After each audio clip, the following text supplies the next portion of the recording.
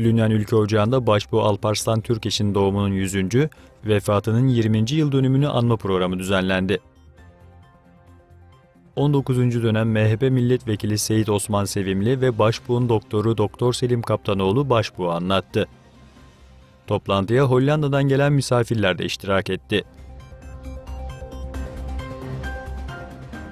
Çin'in Doğu Türkistan'da baskı uyguladığını savunduğu için müebbet hapisle cezalandırılan Uygur ekonomist İlham Tohti, 2017 yılı Weimar İnsan Hakları Ödülü'ne layık görülmüştü.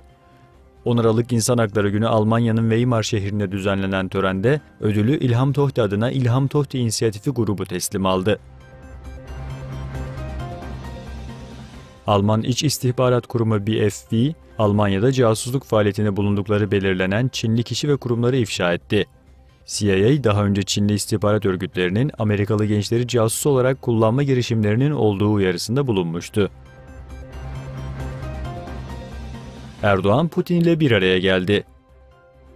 Ankara'da bir araya gelen Erdoğan ve Putin'in, Türkiye ve Rusya arasındaki ikili ilişkilerin yanı sıra, başta Kudüs konusunda son gelişmeler ile Suriye'deki durum, bölgesel ve uluslararası meseleler hakkında görüş alışverişinde bulunduğu bildirildi.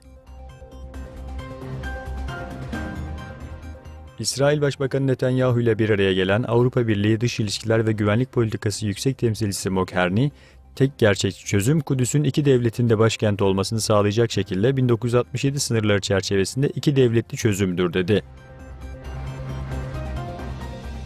Türkiye ekonomisi yılın 3. çeyreğinde çift haneli büyüme oranını yakalayarak Avrupa Birliği ve G20 ülkelerine fark attı. Avrupa Birliği ülkelerinin 4 katından fazla büyüyen Türkiye, G20'de de büyüme oranıyla dikkat çeken Çin ve Hindistan'ı geride bıraktı.